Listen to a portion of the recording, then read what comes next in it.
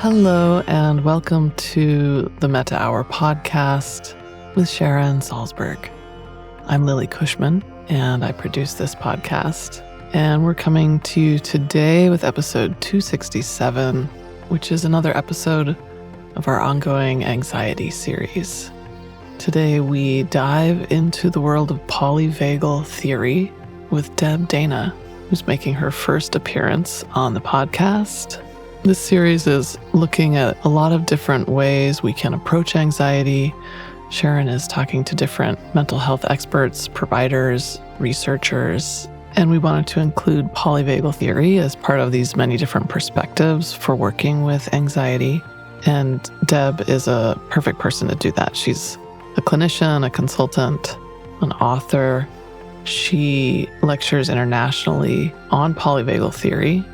She's one of the leading translators of this scientific work, bringing it to the public and to mental health professionals. Deb is also a founding member of the Polyvagal Institute, and she's also developed the Rhythm of Regulation clinical training series. She's written a lot of wonderful books. Most recently in 2025, she released the Glimmers Journal, Reflect on Small Moments That Bring You Joy, Safety, and Connection. So the conversation starts off with an overview of polyvagal theory. It's a kind of introduction to the history of our nervous system and the history of polyvagal theory, as well as how Deb came to this work. And then looking at the ways that polyvagal theory can impact anxiety, both just understanding how to map our own nervous system, but then how to apply different regulation tools. Also that we can learn how to be with our anxiety without being hijacked by it. Deb talks about the spaciousness of ventral regulation and explains the difference between the sympathetic and the parasympathetic nervous systems. She has this great tool called the autonomic ladder, which is a way of mapping the different states across our nervous system and learning how to kind of migrate into a state of regulation. Sharon and Deb also talk a lot about the role of compassion, kind of where that shows up in that autonomic ladder, and the role that a therapist or a friend can have in helping us access compassion as a way to co-regulate. And so she and Sharon talk about a lot of different regulation tools so that we can build capacity to face our suffering and our trauma, our anxieties differently. Deb closes out the conversation with a guided practice that is so interesting. It's called The Story of Three States, and explores the ways that we build different stories from our experiences depending on where we're sitting in our nervous system. Okay, so no other announcements today. Let's dive in. Deb Dana and Sharon Salzberg.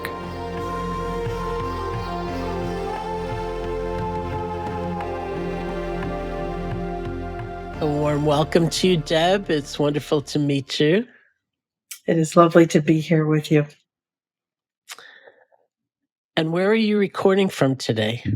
I am in Maine, which is my home, my soul home, I call it. I'm a Mainer, born and bred, and I live part of the time in Maine and part of the time I live in Chicagoland because I have children and grandchildren in both places. But at the moment, I am just really delighted to be home in Maine. Nice. Well, it's great to have you here, and I'm looking forward to hearing all about polyvagal theory today and how that can be part of our toolkit when working with anxiety and mental health. So to start, can you give us an overview of polyvagal theory, where it comes from and what it is? Sure. So polyvagal theory was developed by my dear friend and colleague, Stephen Porges, many decades ago now. And it really is a theory of the autonomic nervous system. It's a theory that helps us understand how we are human and how we navigate the world. When I teach polyvagal theory, I talk about three basic organizing principles that once we understand those, we understand how we're wired, and we can begin to befriend our biology and begin to work with it so that we can have a bit more management over choice about the ways we are moving through the world. And how did you connect with this work originally? I have always been a neuroscience nerd, and I was studying the brain and finding that fascinating. And then I read Steve's first book. And have you ever had one of those moments when you read something, you learn something, you think, oh, that's the missing piece? Mm-hmm. So that was that moment for me. It was like, oh, the brain is important. However, we have this amazing nervous system that is really where our lived experience begins, and it feeds energy and information up these pathways that go to the brain, and then the brain makes a story to make sense of what's happening in the body.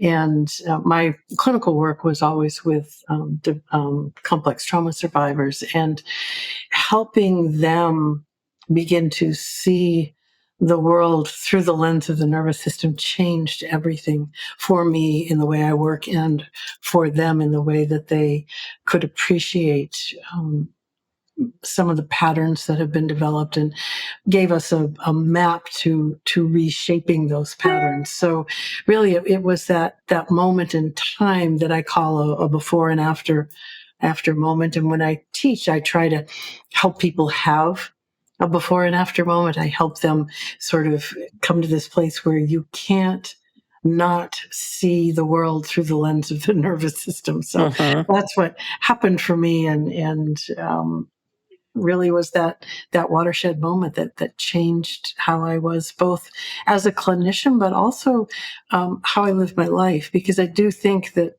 polyvagal theory does both of those. It's an organizing structure for clinical practice, but it also influences the way we live our lives. So it's both professional and personal. I had an interesting experience once. I was co-teaching a retreat for survivors of gun violence. And of course, everyone there had been, tragically affected by gun violence in one way or another, including some people who'd lost a child to gun violence. And there was a therapist who came in and did a presentation on the vagus nerve. And it was, very scientific, and I wondered how it was going to be received. And at one point at the end, this woman whose son had been killed through gun violence, and who had been, I think, really blaming herself in a lot of ways, that maybe she didn't have enough faith in God or something. There was something about her reactions that she felt were just kind of wrong. And she came up to me after this presentation, and she was like radiant, and she said to me, "It's just my nervous system. That's what it is." So it relieved her. That whole reframing relieved her of this enormous amount of self-blame and guilt over what she was feeling. It was very powerful for me to see. It is powerful. It's one of the beautiful things and the amazing things that happens when we get to understand our nervous system and how it acts in service of our safety and survival. And looking at our experiences through that lens is very non-pathologizing, non-blaming, non-shaming. It brings us into an acceptance. And I hear that same comment often when I work with people. Oh, it was just my nervous system doing what it's supposed to do. And I think that's such a beautiful way to begin to get unstuck from the places we get stuck in. So we've been doing this anxiety series here on the podcast, and it's been really interesting to learn about different approaches to working with anxiety and stress. And I'm curious for you how polyvagal theory has changed your own approach to that, especially since it's working to regulate the nervous system, and it's a seemingly indirect route to managing anxiety. Or is it? No, well, but yeah, it is definitely a pathway to finding more ease, and so reducing anxiety. It's an interesting way of looking at what we're trying to do in my work with the nervous system. We are both appreciating when anxiety emerges, because anxiety is a sign that your nervous system is trying to communicate something to you. So we want to be able to listen to what the nervous system is trying to tell us. And we can't listen if we are pulled into that place of anxiety. We have to have enough what we call ventral regulation. Ventral is the state of a regulated system, the part of the nervous system that brings regulation. We have to have enough ventral energy circulating in our system so that we can then be with the anxiety rather than being hijacked by it. So my work with clients, whether it's anxiety or depression, whatever the symptom they are bringing to me, our work is to help them notice when they've gone to that dysregulated place of anxiety and have pathways to find the way back to enough regulation so that they can then be informed by the anxiety, they can learn from, they can not be just pulled into that place of anxiety, which is a sympathetic nervous system driven experience. So we talked about ventral, the state in the nervous system that helps bring regulation, allows us to feel safe enough in the world to move through the world, be connected and organized. Then we have sympathetic nervous system, which is the first of the survival systems. And that's where anxiety lives, in the sympathetic driven energy place of fight and flight, of anger, anxiety. So when we move out of regulation because the world feels too much for us, for all sorts of different reasons, the first survival state we go to is sympathetic. And so one of the pathways in sympathetic is that anxiety pathway, which is why, so many of us have those, anxious moments or anxious patterns, or really suffer with ongoing anxiety, because it's the nervous system's first line of defense. So the autonomic nervous system is made up of two branches, right? The sympathetic and the parasympathetic. And can you explain what they each do? Sure. So the sympathetic, when it's recruited for survival, brings you that fight and flight response. It floods you with cortisol and adrenaline. And I think most of us can feel that when we think about it. You feel, oh, I know what that feels like. That's your sympathetic nervous system. When your sympathetic nervous system is doing its everyday regulated role, not a survival role, it's helping to regulate your breath, your heart, your rhythms. It brings you the energy to move. It allows you to bring all of these things to life that need energy. So it does two things, the regulated and the survival. So that's the sympathetic nervous system. The parasympathetic nervous system is made up of two branches, and that's the beauty of what Steve brought to us with his creation of polyvagal theory. The parasympathetic nervous system has both this beautiful ventral vagal circuit that we talked about that allows us to feel safe enough, connected, organized, purpose, passion, all of these things that bring, well-being to our world, both physical well-being and mental health well-being, but because the nervous system does both physical and psychological. So ventral oversees the system and brings us to this place of well-being. The other part of your parasympathetic nervous system is what's known as the dorsal vagal system. So it's vagal. One's ventral vagal, the life affirming.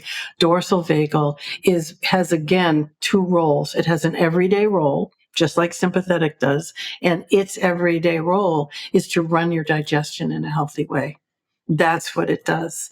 When it's recruited for a survival strategy, its survival strategy is sort of the opposite of sympathetic. Rather than being flooded with chaotic, disorganized energy in sympathetic, when we go to dorsal, all of that energy drains from the system and we end up in this place of collapse, of shutdown, of no energy, no interest, going through the motions, but don't really care. I don't have the energy. So that, in a nutshell, are the three states of the nervous system and the different roles that they have. So you say in your writing the ventral vagal pathway responds to cues of safety and supports feelings of being safely engaged and socially connected. Sounds lovely. So it's not just that we're safe, it's also about being in connection with others around us, it seems. Yes. Yeah. And connection is what we call a biological imperative, meaning that we need others in our world to really thrive. We come into the world and we need other humans to help us survive. When we come into the world, I have this thought that our nervous systems have an expectation of being met by another regulated human, another regulated nervous system. That doesn't happen all the time. And so then we have to go through the world sort of independent on our own, self-regulating. But we do that for survival rather than for safety and connection. So really what we're looking for, and we can only find when we are having enough of that ventral energy active and alive, that allows us to then come into connection with other humans, to find that reciprocity, that give and take, that beautiful engagement with others. That is life affirming. And it's also what helps us move from surviving to thriving.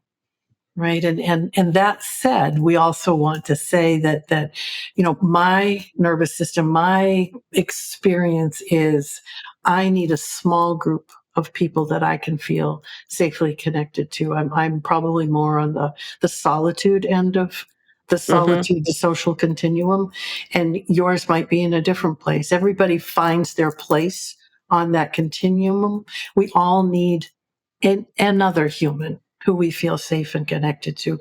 Some people need many, some people only need one or two. So I'm curious if this understanding of the importance of social connection is a more recent discovery in the research?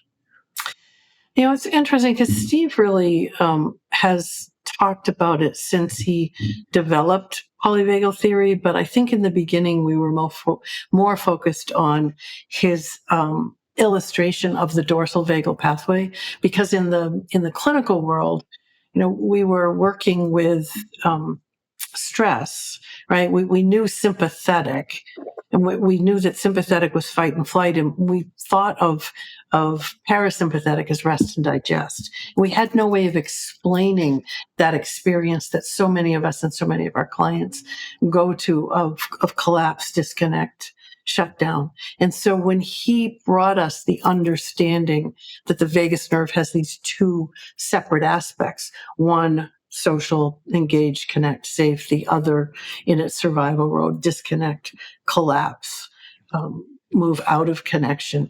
That really caught the attention of clinicians because it helped us understand our clients and helped clients understand themselves differently. So that was the focus in the beginning, I think, for a long time. However, that co-regulation as a biological imperative has always been there in Steve's work. I think perhaps we've come along to spending more time focusing on that aspect and really helping people find the way to create safety and connection, right? Because if you think about trauma survivors have an experience that people are dangerous often, right? So then how do we bring people for whom being in a relationship has been dangerous, into the place where they can find their way to feeling safely connected with someone. And of course, in the clinical world, we therapists are that first place, right? We've talked about the therapeutic relationship for forever. Now we understand the science underneath it. It's a nervous system to nervous system connection. I like to think about, call it autonomic intimacy. We come into this place of offering cues of safety to our clients, and their nervous systems respond. And then we can be oftentimes the first predictably regulated human in their lives, and they can begin to dip into what does safe connection feel like. So that takes us to the autonomic ladder. What is that? Well, that was my way of trying to bring Steve's brilliant theory into everyday clinical application. His theory has three principles, and we've talked about co-regulation. This brings hierarchy into clinical use, and it's a way of being able to see the states in a progression, right? So what I wanted to do was to be able to take the window of tolerance that many of us are trained in. The window of tolerance is a different way of organizing the states, but it doesn't reflect the hierarchy, because the window, which would be ventral, is in the middle, right? And then hyper, which would be sympathetic, is above. Hypo, which is dorsal, is below. So the elements are there, but they're in not the hierarchical order that Steve has identified is the way our nervous system developed over evolution, but it's also the way it develops in utero. So I think that's fascinating. We can see it the same in both evolutionarily over 500 million years, and in utero as we develop over 9 months. Fascinating. So I wanted a way to help my clients begin to see themselves moving down and up, rung by rung, on a ladder. So, or on some sort of a hierarchy, and the ladder is what came to me. And in the beginning, I'll just reminisce. You brought up a memory. I got a wooden ladder that you would use in a big bird cage, one of those wooden ladders. And I got some little wooden mannequins. And I was upstairs in my house. I laid them out on the floor, and I was playing with them, and I thought, this can work. So that's where it started. But what it is ventral is at the top of the ladder. Ventral is the newest part of our nervous system. And I believe it's the place that our nervous system both longs to get to. It longs to bring us to this place of healthy homeostasis. And I think it inherently knows how to bring us there. And I think for me, I'm a social worker, and that goes along with my beliefs that, what my clients need for healing lives within them. And so this ventral state lives within every human. Every human has that state. And I think the nervous system, once we begin to find the pathway there, will help carry my client back there. So that's the top of the ladder, the where you can, you have huge perspective, and you have access to all sorts of qualities of safety and connection. So then if you move down the ladder, which is moving down the hierarchy, you would find sympathetic in the middle part of the ladder, which is the next oldest part of your nervous system. So that fits the hierarchy. And then dorsal is the bottom of the ladder, because that's the oldest part of the nervous system. So it takes the progression of how our nervous system developed and puts it in its correct order on the ladder. And I will say, I had a participant in one of my workshops early on. I was doing the ladder, and it was a group of first responders, fire, police, and one of them said to me, "I am so glad to know that I am always somewhere on the ladder." And I thought that was brilliant. You're never off the ladder. You're always somewhere on this ladder, and you move in small ways down and up. So first, let me see if I'm understanding this clearly. The top of the ladder is the ventral vagal, which is the place where we're regulated, connected, and have access to the big picture. We feel Absolutely. safe, Yep. curious, and we can have fun and be Yes. playful. And we can be Okay. compassionate. Don't want to add that one. Okay. Only place we can have compassion is there at the top of the ladder.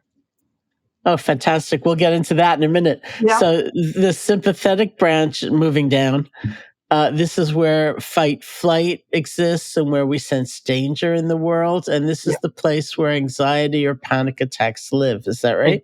Exactly. Okay. And then we have the bottom of the ladder, the dorsal vagal, which is like our last resort, the place where we're more or less totally shut down, collapsed, or dissociated. Yep. Yep. Okay. You got it. I'm And curious. yeah. Of course, I want to talk about compassion, but I'm curious about whether people come to you for help and they also have a fixed idea, like they don't understand movement up the ladder so much. They believe they're kind of consigned, Yes. to Yeah. where they are. Is that right? Yeah. Yes, yeah. And what's interesting is, when we begin working with the nervous system, we first want to say that survival responses are normal, expected, and necessary. So Uh-huh. moments of anxiety, moments of disconnect are necessary. They're needed. They're expected, right? And we don't suffer just because we move out of regulation into one of our survival states. We suffer when we get stuck there. So that's the first thing I like to tell clients. You're going to suffer when you get stuck there, because yes, most of my clients were stuck in a survival state and could not find the way to ventral. Many of them would have a hard time believing ventral even existed. Absolutely. And yet every day, in tiny moments, the nervous system finds a micro moment of okayness, right? For every one of us. Even my most trauma saturated clients, when we started looking, could find a tiny moment of okayness. And we simply would call it a moment of okayness. It can be a moment of joy or happy or peace or ease, but a moment of okayness, a moment that's not anxious or angry or shut down or collapsed. And I truly do believe that every nervous system has those moments in tiny ways every day. Let's talk about compassion for a moment. um, Wondering if the compassion of the clinician also figures in to helping people access the top of the ladder. Do they Yeah. that ability to receive in a kind of kindness that maybe we're not always so accustomed to? Yeah. Yes, it is fascinating to when you look at the nervous system, to understand on the therapist side our responsibility to be anchored in ventral.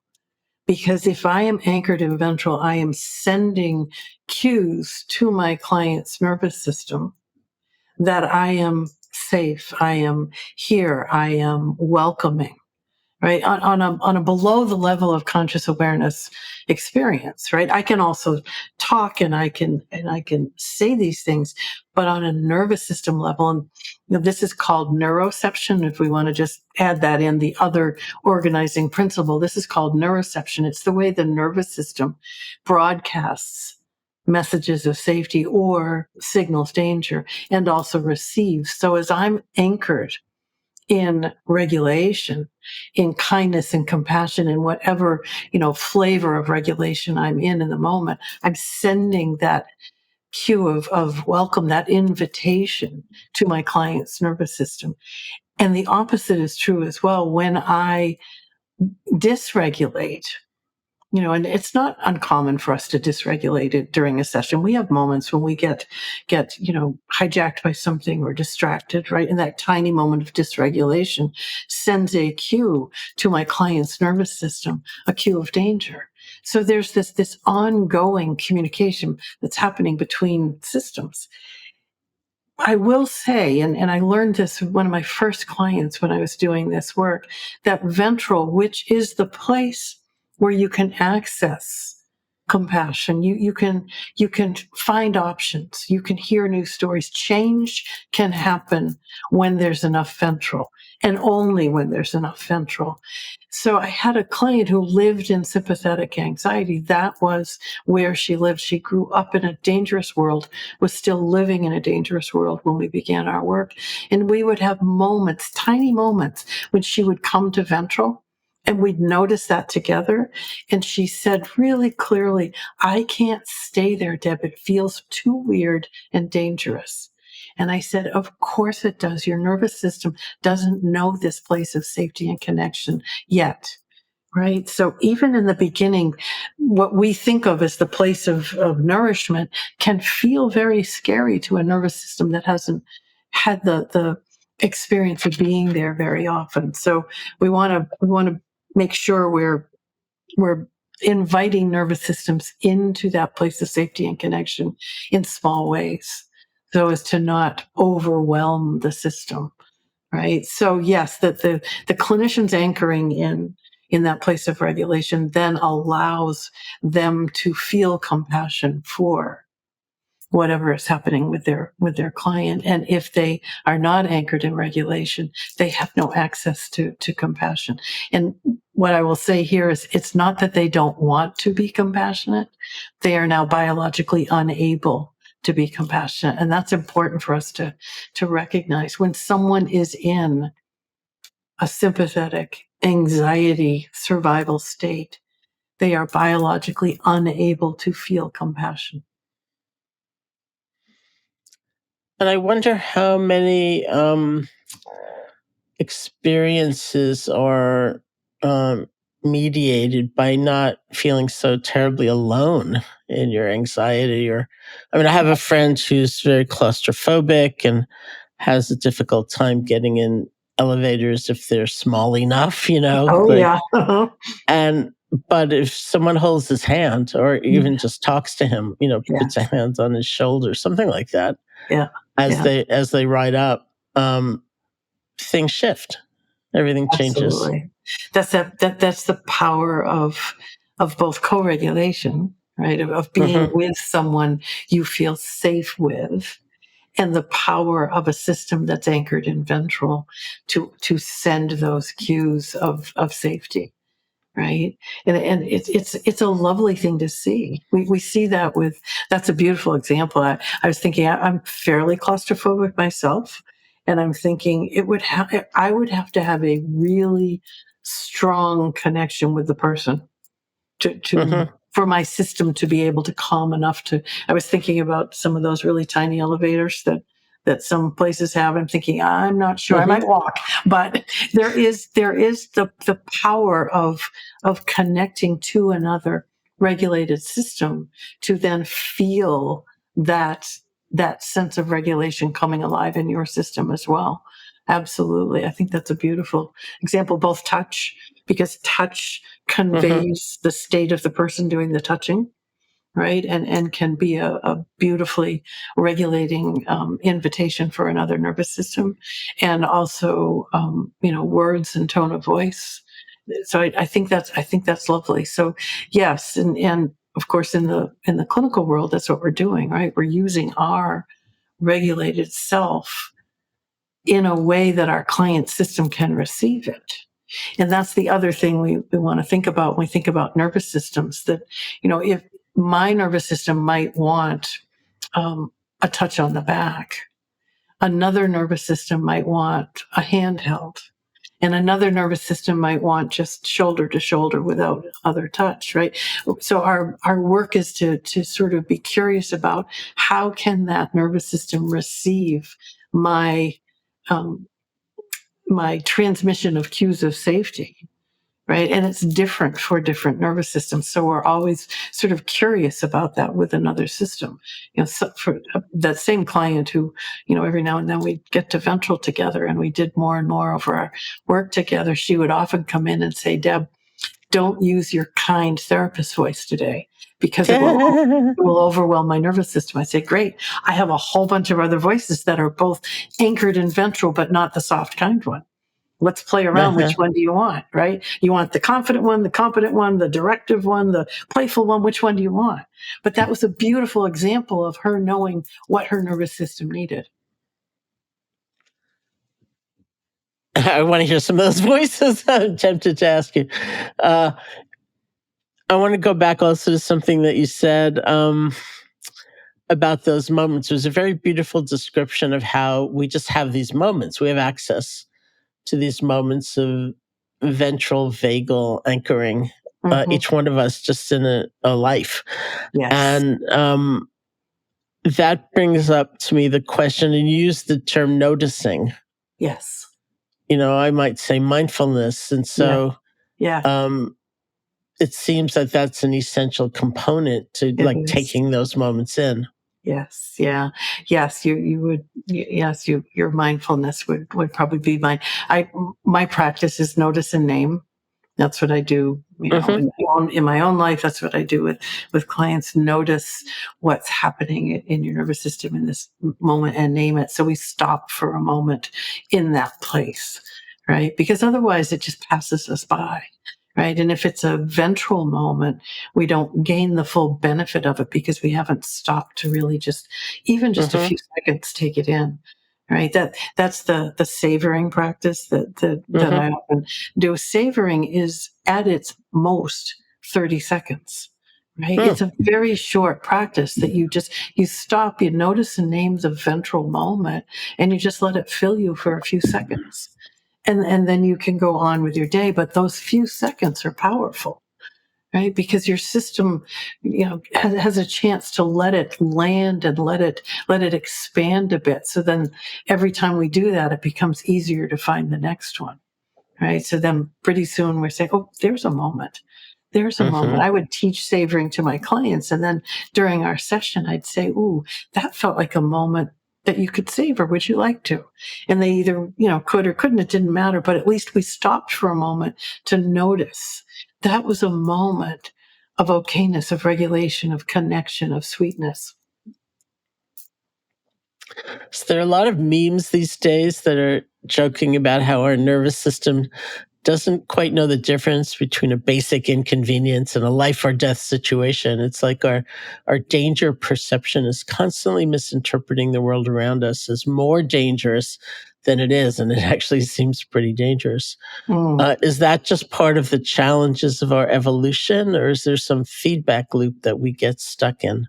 And it does feel like a challenging world we're living in at the moment. And that really is our neuroceptive experience. Neuroception takes in information through three pathways, through the inside pathway, the embodied pathway. It's listening inside our bodies all the time, and it's listening for, is this safe or not safe? Does this feel like a cue of safety or cue of danger?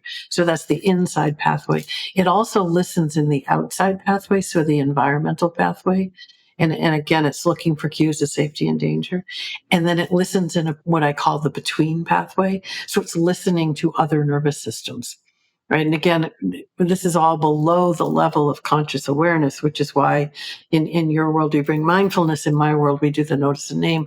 We bring the implicit experience into explicit awareness so that we might actually do something with it. So what happens with neuroception is over time, neuroception, looks for familiar cues. Right. And so what happens often with our clients, what happens, I think, in the world nowadays is that safety danger equation shifts toward danger pretty quickly because there are familiar cues that in the past have meant danger. And as soon as a familiar cue of danger comes up in the present moment, our system takes note of it. And if the cues of danger outweigh the cues of safety, we go immediately into a survival response. And we see that happening a lot nowadays. We see, for instance, a raised voice or a certain tone of voice is often a cue of danger for people from their past. And nowadays we have a lot of raised voices, a lot of certain tones of voice that are present. And neuroception is going to mark that, and it's going to begin to move you on the ladder somewhere. Probably first it's going to move you into sympathetic, right? And if we don't have the ability to pause for a moment and take stock of that, when neuroception comes up, we simply enter into the old pattern, right? We just enter into the pattern, and we enter into the old story. So, for one thing, the tones of voice, loud voices, loud noises, the unpredictability in our world. Unpredictable is often a cue of danger. Unfamiliar is a cue of danger. So you're beginning to see all the ways that on a nervous system level, the cues of danger we're besieged by those cues of danger. And if we can't then find enough cues of safety, our system is just going to take us into a survival response. So it may be, that these, small cues of danger that individually I could manage, but I've got so much coming at me that my system cannot navigate that from a place of regulation. It's going to take me into sympathetic anxiety, anger, or dorsal disconnect. Right. And then, we try to make sense of that. We look at somebody and say, I don't get it. Right. It was just a loud noise, and it was 4 things they had to do at work or whatever. We don't understand what's come into their nervous system over the course of, the last hour or day or 2 days or whatever. And so we assign motivation and make meaning out of what happens, rather than, looking at what was the nervous system's experience.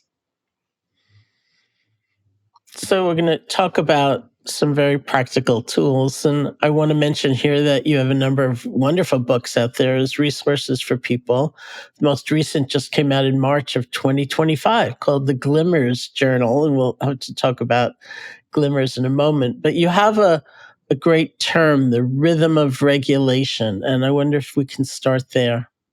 Sure. It's interesting because I came up with that term early on in my work. It just landed in my system in a way that felt, that feels true to my experience, right? That our mind body systems have a rhythm, right? And we know when we're in a rhythm that feels healthy or brings well-being or feels, you can't see me, but my hands are moving in a rhythmical way, because as I talk about it, I could feel it come alive. That's the rhythm of ease, of regulation, of connection for me. And so I call that the rhythm of regulation.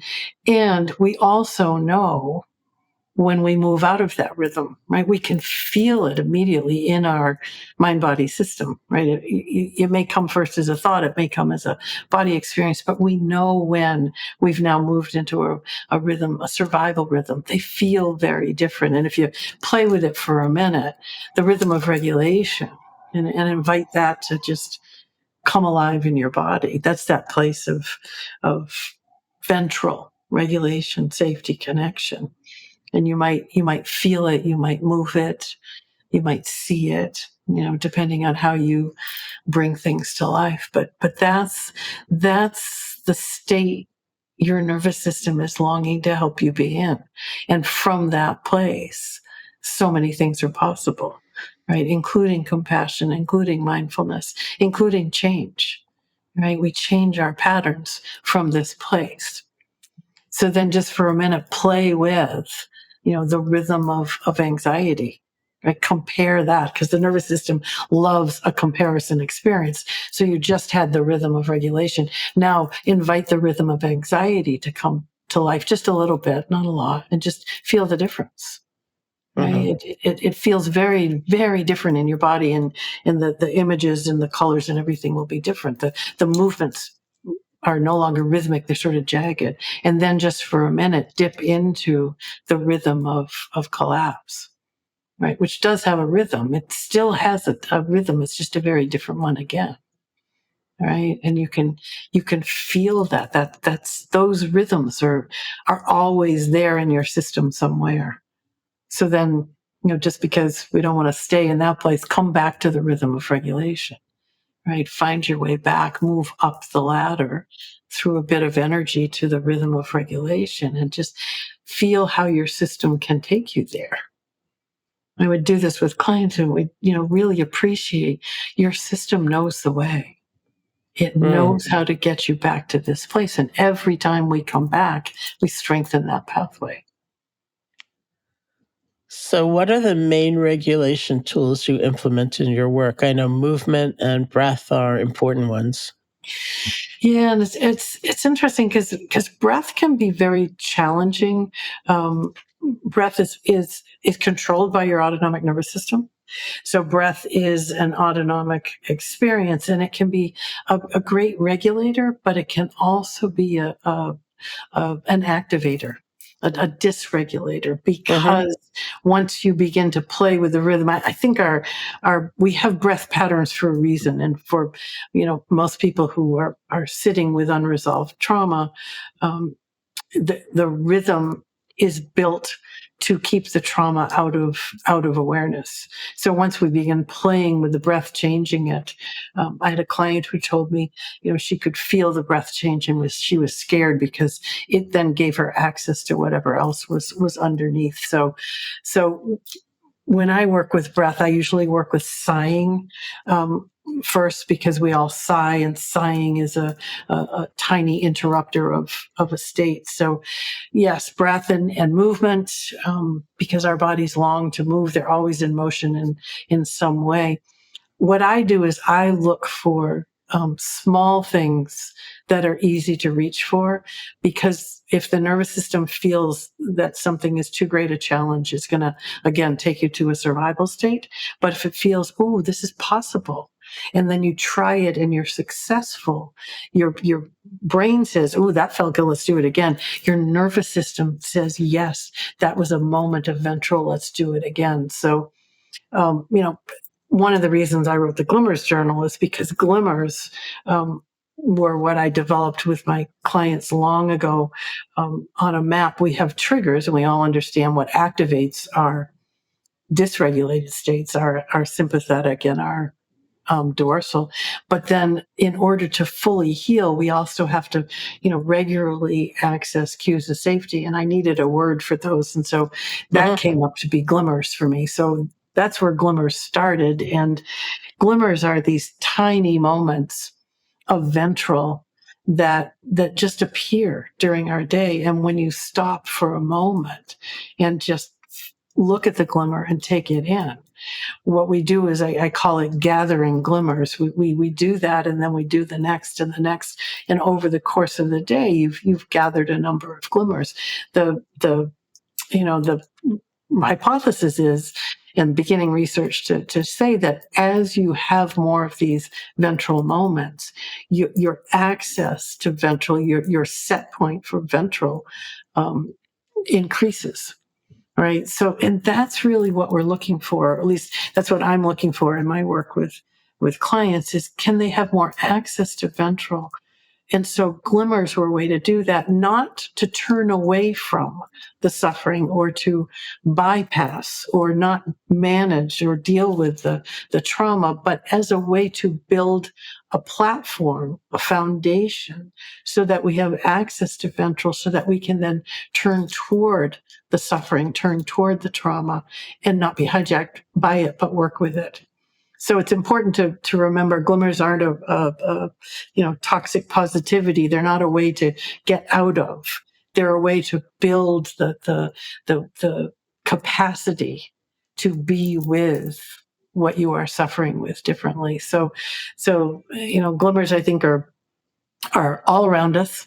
Everyone can find them. And so as I was, kept teaching them, people said, well, what are the steps to that? And that became the Glimmers Journal, because it's a pretty easy practice to do, and it has great benefit, right? Which is kind of what I'm always looking for. What is simple and easy to do and has a powerful effect. I think that's the perfect combination, don't you? I do. And it's also, there's a certain appreciation that is not always easy to come to, because people do see it, it's like loving kindness or compassion. People see it as toxic positivity or Yes. avoiding suffering. But really, I think if we understood in a better and more personal way where resilience actually comes from, we can't be perpetually exhausted Exactly. and feel depleted. We need that kind of build up or resourcing in Exactly. some way. Yeah, exactly. And I think you're right. Loving kindness is, the research on loving kindness is brilliant, right? It Yeah. builds capacity. It has amazing impact, right? So I agree. And oftentimes in the beginning, my clients would say, "Why are we doing this again?" And for me, if I can, put some science underneath it, give them the context for why we're doing this, then they were wonderfully ready to try, right? And the thing with these practices is you try it, you find a glimmer. Client would come back the next week and say, "I want to share my glimmer with you." So that became one of the Mm. steps, right? Because that's co-regulation again, right? You see, stop, appreciate, and then you find a way to remember, which is why I wrote the journal. You can keep track of, but share. You share your glimmers with somebody, right? So for me, my clients would bring me their glimmers the next week, or many of them would, keep a list and message it to me. It was just such a lovely, again, reciprocity, this connection between humans that comes from this tiny moment of, I heard a bird sing, or the sun Hmm. shone, or they're simple little things that are there for us. And again, that's the both the power and the simplicity of glimmers. So you have a breakdown of a basic glimmer practice, which consists of 5 parts: see, stop, appreciate, remember, and share. And I wonder if you could just walk us through those. Sure, absolutely. So when we see, and again, the seeing is probably the most important, because glimmers are all around us, but we miss them, right? So what are the cues for you that are a sign that, oh, there was a glimmer, right? And for some people it comes as a thought, for some people there's a body sensation. I often, I'm in motion a lot, and oftentimes I'll just stop for a moment. My attention gets pulled somewhere, and I stop for a moment. That's often a cue to me that a glimmer's around. So the first is to say, how do you know? So how would you know? How would you know you just bumped into this moment of ventral safety connection regulation? For me, I think it would be a certain feeling in my body. It's like Yep. harmony or something. Yeah. Oh, lovely. Yep.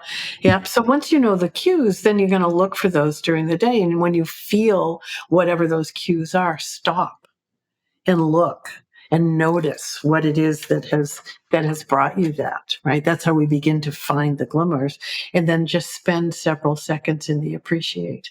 So that see, stop, appreciate, very simple, right? See, stop, appreciate.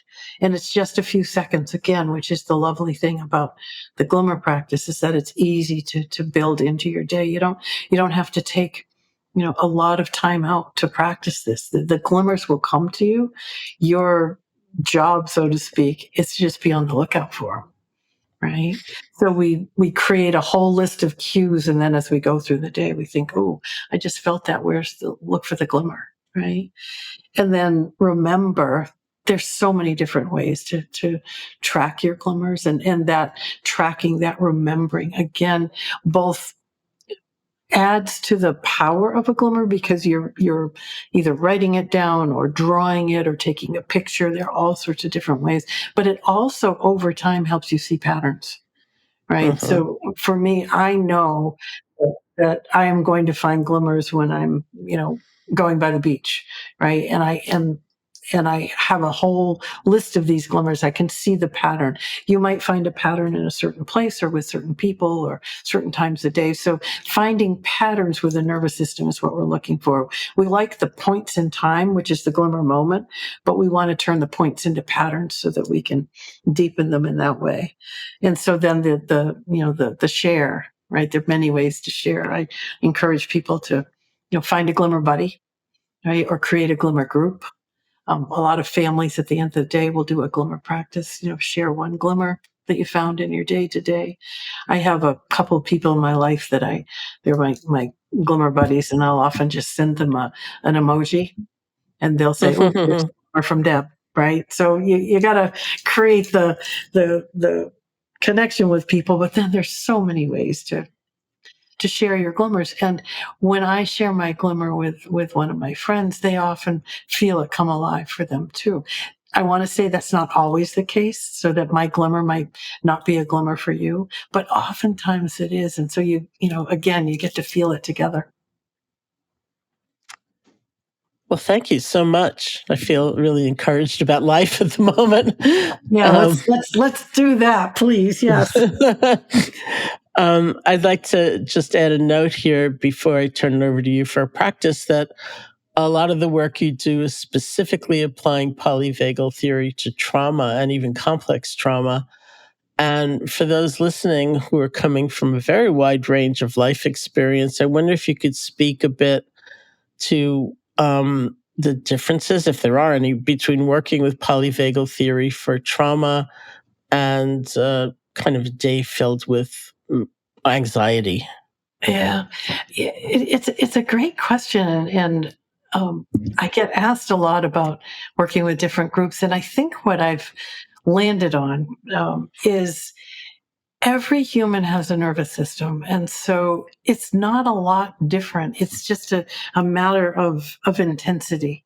I think that every nervous system follows these organizing principles, and every nervous system suffers. We suffer when our system, can't find the way back to ventral. So, it's just some systems I think are more sensitive to dysregulation because of life experience or because of the current environment that they're in. But for me, when I'm working with someone, it really doesn't matter what they're bringing. It matters to me, how is their nervous system organized, because that's what we're going to work with. Fabulous. So before we finish today, I'm hoping you'll lead us in a practice of some kind to bring our conversation to a close. Perhaps you could walk us through how you implement the story of the 3 states and then a practice you would do after. No, Great. no, that's a good one. Let's do that one, because what's so fascinating in when we look at the world through the lens of the nervous system is each of these states that we talked about, ventral, sympathetic, dorsal, has its own story, right? It has its own emergent properties, its own qualities, and it has a story that goes along with it. And the story that we believe to be true in the moment comes from the state that is most active in our system. So I like to do this practice. I do this early on with clients so that we can get to know this, and then we do it, regularly. So what I'm going to invite you to do is think of a moment in time, recent moment, where you were just slightly dysregulated, so slightly anxious, slightly angry, slightly feeling a bit of hopelessness. Right? We want to do the little moment. We don't want a big one. So a little moment of feeling that sense of dysregulation. Right? I like to say, like, maybe you lost your phone, can't find your car keys. The dog ran out the door. Something little, but brought that sense of losing connection to regulation alive. So bring that moment back into your mind-body memory system. And we're going to start with sympathetic. We're going to start with that first survival state.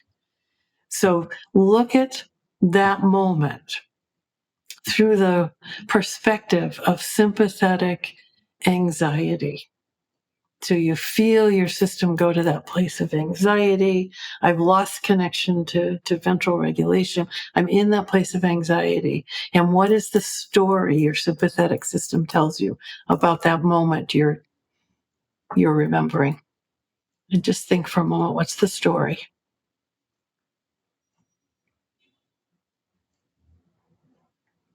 So now we're going to go down to dorsal. We're going to leave sympathetic. We're going to bring up the experience of dorsal, that collapse, hopeless, give up, why bother, that sort of energy. And you're going to take the very same moment and you're going to look at it from the perspective of dorsal. Why bother, give up, no hope. What's the story that dorsal tells you about that moment you've decided to remember?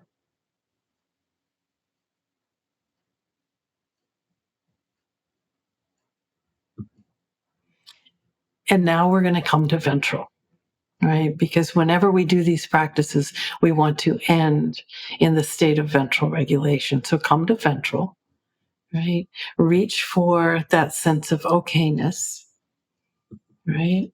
Come back here. Anchor in a bit of regulation so that you think, I'm here, I'm present, I'm okay. And look at that very same moment you're remembering. And from an anchor in ventral, what's the story?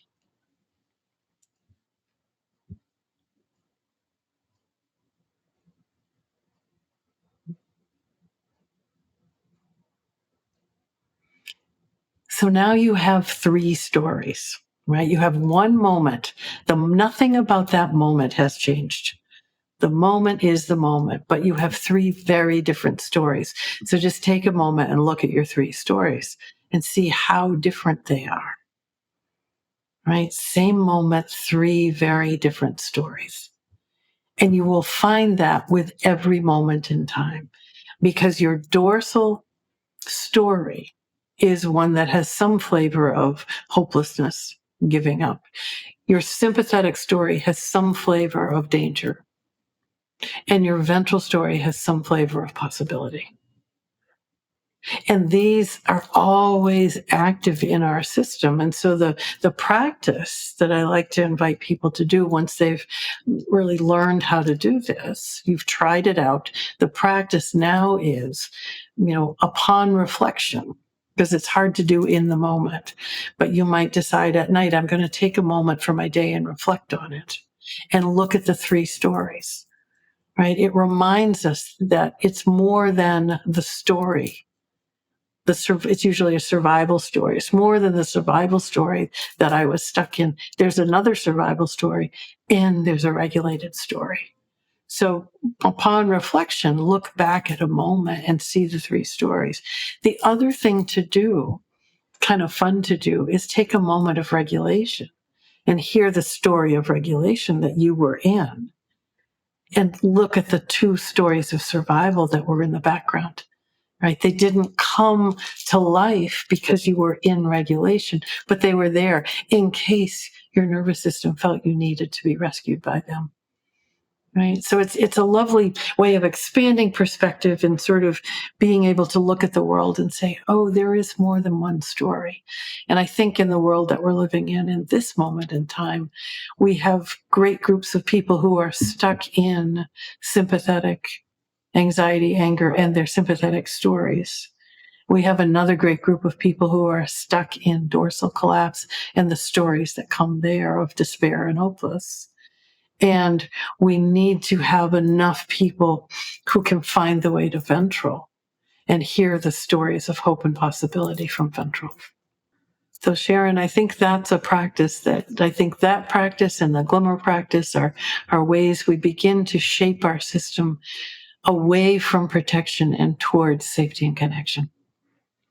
Well, thank you so much. It's very beautiful. And thank you so much for joining me today. And it's been so informative and such a fascinating approach to our well-being and mental health. I have really loved being here with you and taking a journey into the nervous system. So thanks for doing that with me. Yeah, well, thank you.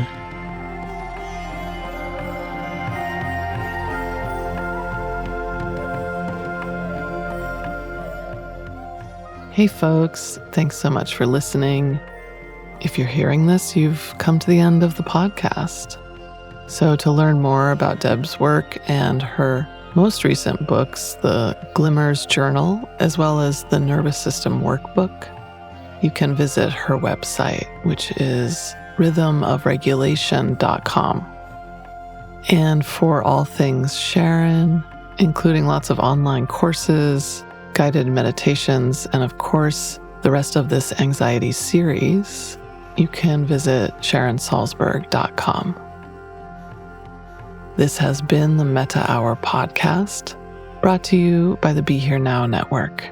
May you be safe, may you be happy, may you be healthy, and may you live with ease.